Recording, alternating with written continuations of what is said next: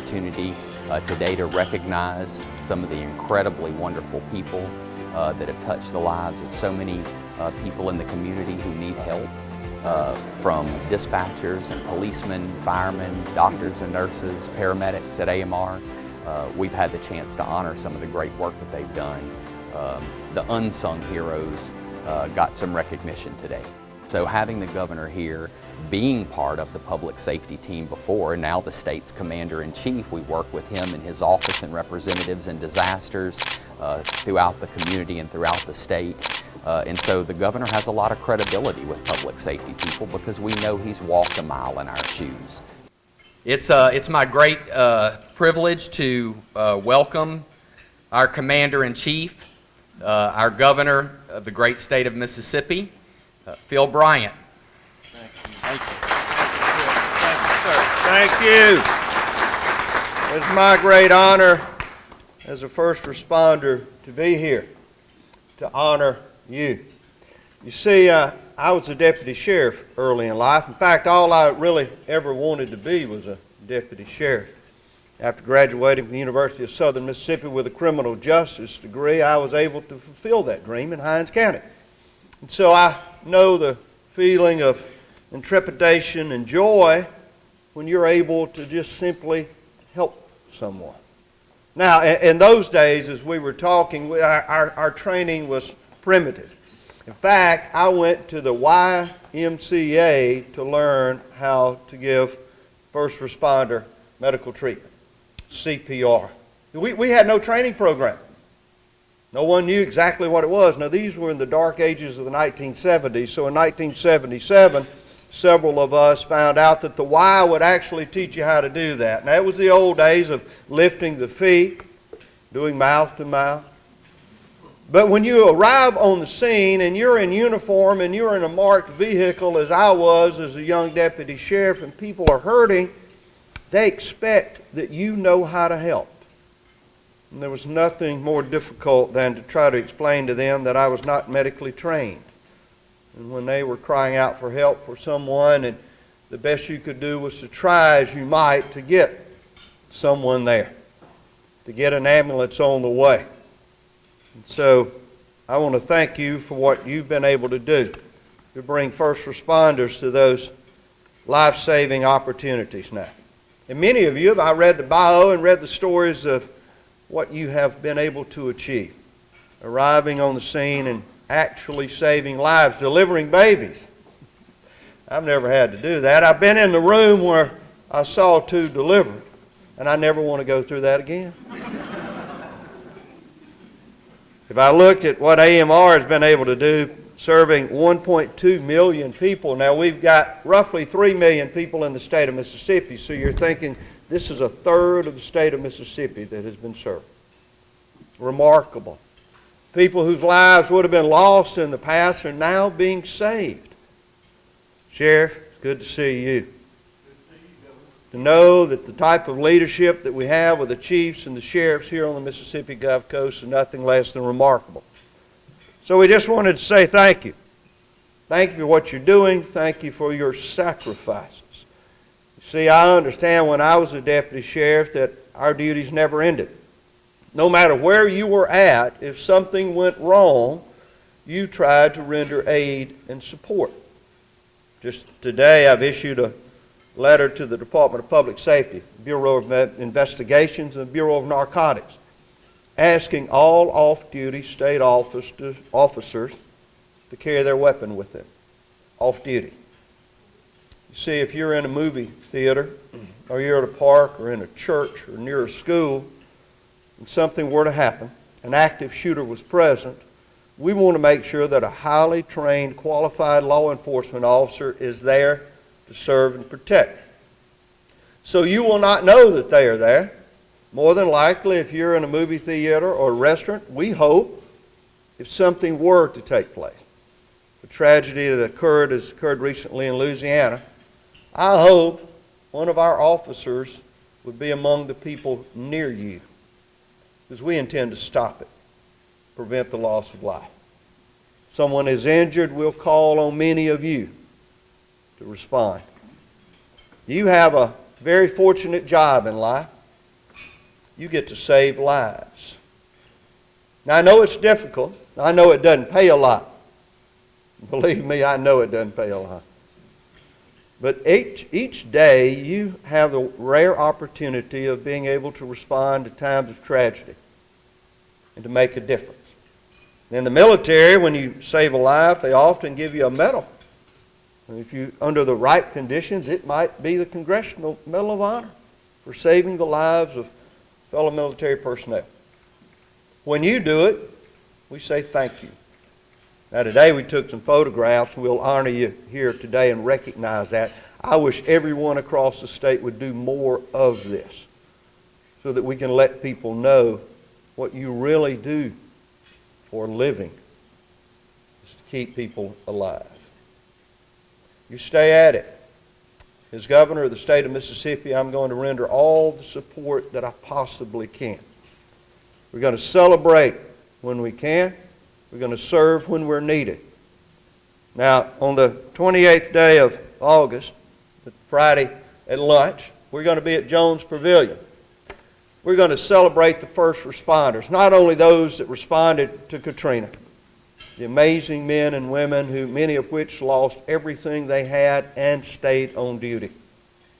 I can tell you, as I arrived down here that Sunday, like so many, right after church, with a truck full of water and food that my fellow church members had put together, and a nice brown bag full of homemade brownies that my wife had baked that morning. Had a nice ribbon tied to it. I think it may have been pink. About a couple of dozen of them. She said, "Take this with you." I said, "I can't take that to the fire department with a pink ribbon tied on it." She said, "Yes, you are." And as we got to the Gulfport Fire Department and unloaded those supplies at that time, began to work like so many volunteers, millions of volunteers that showed up. I think those 24 brownies were the thing that the fire department enjoyed the most. She was right again. First Lady's a pretty good first responder. As the tornado struck Louisville last year in April, she just happened to be passing through Louisville when it struck. Fortunately, she was able to take shelter and survive. She immediately began to render help. She'd worked at St. Dominic's Hospital for 39 years, so she had been around when people needed help. I was on the phone with Robert Latham just a few moments ago. What a great leader. Robert was here during Katrina in Louisville, Yazoo City, all those storms that we've been through as we've gone together as first responders. He's done a remarkable job. Believe it or not, there's a small low-pressure zone sort of developing in the coast, in the Gulf. And we're watching it. We don't think it's anything important just now, but if something happens, we're going to be there. So thanks again. Thank you for what you do. Never take it for granted. The time that you spend away from your families on duty, time that you would like to be enjoying yourself with some recreational activity and you're working, the alarm goes up, the call comes in, and you have to respond, is the difference between life and death. I once read that a poet who said most men lead lives of quiet desperation. Most men, and perhaps women, lead lives of quiet desperation because they think they are not fulfilling their goal in life, their purpose for being here. You should not ever have those feelings of desperation. We know why you are here. God sent you to save others. Thank you for what you do, and God bless you. Got on to me. Look, if you happen to get stopped at a roadblock the next hurricane, you can put this on my help you get through. I'd help you get through. Yeah, well, I needed it a while ago. I pulled up to the port, and the lady that's working security there said, "You ain't coming in." And we've got one for the First Lady, she'll too. Love that. Thank you. Thank you. Thank you so much. Thank you. All right. Thank y'all. So today we brought a recipient of the care that all of you provide. The police, who arrived first, the 911 dispatcher, the fire department who got there, the paramedics with AMR, and then the hospital staff who did a remarkable job for this family. So I'd like to introduce Miss Antoinette White, who is here, and let her come up and share her experience. It was one Sunday morning on February the 22nd at about 9:30. My husband Billy and I were headed to Hardee's. We were traveling west on Industrial Seaway. And he got this look over his face. He said, "I'm not feeling well." I said, "Well, what's wrong?" He said, "I'm having trouble breathing." I said, "Well, I'm trying to remain calm." Of course, I was a little nervous. I said, "Well, pull over to the side and I'll drive." So I'm getting out of the car, and I heard him scream, a very loud, scary scream. And he was passed out, face down on the concrete. Got my cell phone out and called 911. The dispatcher, the Gulfport dispatcher, was awesome. And in that calming voice said, "I'm going to stay on the phone with you until help arrives." I guess I thought they'd just hang up and leave you there by yourselves. I had never done this before. So it was just so calming. And then, of course, AMR came, and they all worked together. When they got there, Billy was not breathing. So they did their magic and got him to breathing, got him stabilized, and AMR transported him to Garden Park Hospital. It's just amazing what you guys do every day, and you do it with just such ease. So we just want to thank Gulfport Fire Department, Police Department, AMR, all the medical technicians, Garden Park doctors, nurses, their entire team. From Billy, myself, our two daughters, Infanta and Amber, and our entire family, I just want to say thank you from the bottom of our hearts. I just appreciate you all so much. And God bless you.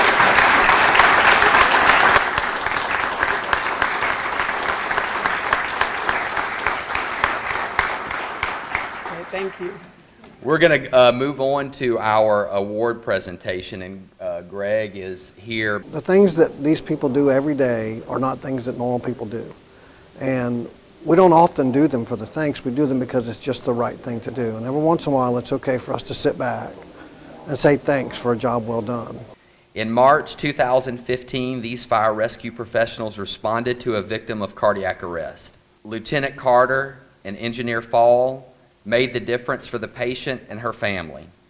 We'd like to present you two EMS heroes with a Meritorious Service Award. For the Biloxi Fire Department, Captain Matt Powell, Firefighter 3 Joe Bates, Firefighter 3 Nicholas Dubason, Firefighter 3 John Parker. They couldn't be here, but thank you so much on behalf of the department for recognizing them, gentlemen. Thank you.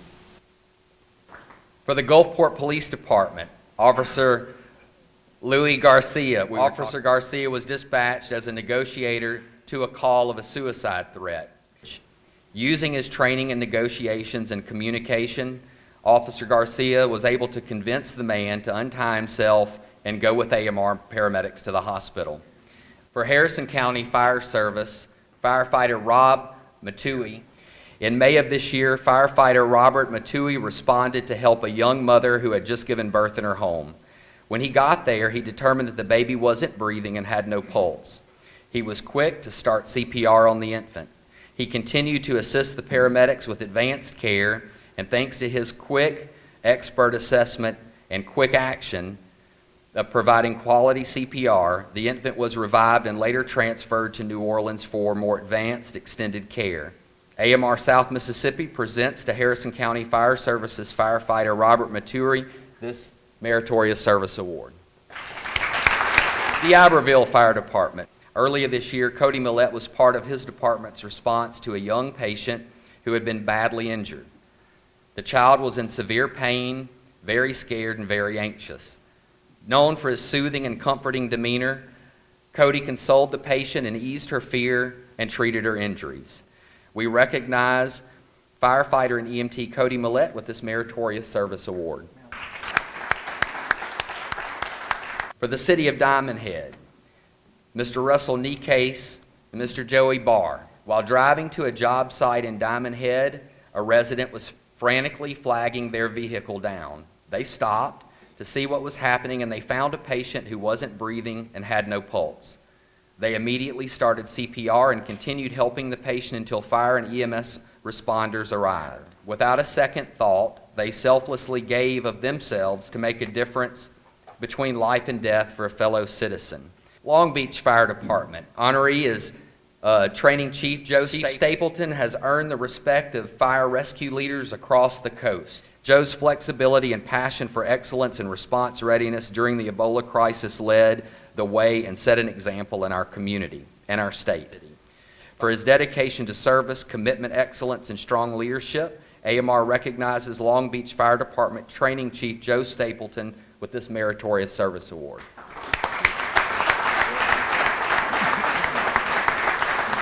On July 4th of this year, AMR paramedic Zach Ransom and his partner responded to the Mississippi Sound to help a 14-year-old boy who had been submerged underwater for more than 5 minutes. His quick thinking and life-saving advanced medical care restarted the heart of the patient before they reached the hospital. AMR now presents to paramedic Ransom a Meritorious Service Award. AMR paramedic Heather Miller. The American Heart Association has reported that less than 11% of people who suffer cardiac arrest survive. In the first half of 2015, the survival rate of cardiac arrest victims were 3 times better than that for Harrison County. Heather was the lead paramedic and revived 5 cardiac arrest patients on the Gulf Coast. That's incredible. We are immensely proud of paramedic Heather Miller, and AMR presents her with this Meritorious Service Award.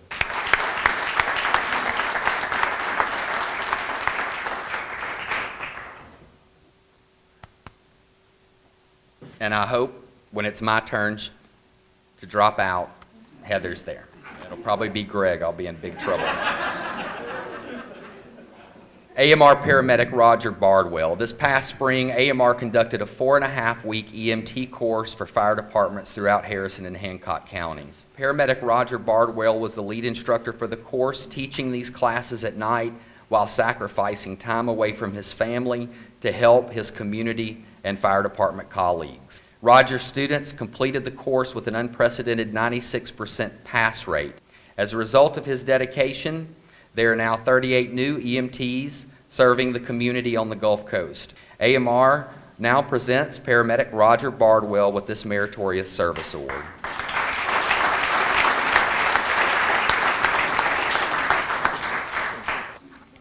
I want to take an opportunity to thank Julia Clark and Shari Reed for making all of this possible and working with the Gulfport Yacht Club. We thank all of you for attending. The media is here to have some time with some of the recipients. It's a self-rewarding job. I do it, you know, you meet different people every day, and with the community out there, and getting to help pretty much the people that you come across. I think it's awesome to be able to meet with all the agencies, the fire departments, the police department, recognizing everybody for the continuity of service that we provide. Very unusual. First time I've been involved in it. I really thought it was a very nice presentation today. It feels very humbling. It feels humbling to be honored today. I love AMR as a company. They were local when I moved here, so of course I tried them. And I've been here for 15 years, and I absolutely love it. Pretty honored and appreciated. You get a chance to help people. You know, you really get a chance to give back to the community on a day-by-day basis. The appreciation that comes with it, it's very rewarding. And I just, you know, I thrive off of that. I love it. No better feeling in the world. You know, we have medics that are married to firemen. We have firemen that are medics that are married to police officers. So it is a family. You know, we have kids that we've raised, and they're now in the business and doing the same thing. So they're part of the family. All of the public safety agencies really are a family on the Mississippi Gulf Coast. AMR has been here for 40 years. We have worked with the cities and the county and all of the public safety entities. Literally, our personnel and their personnel have grown up together. We're neighbors. AMR is a member of the community. Our 300 employees live and work. Their families live and work here. This is home for so many of our employees.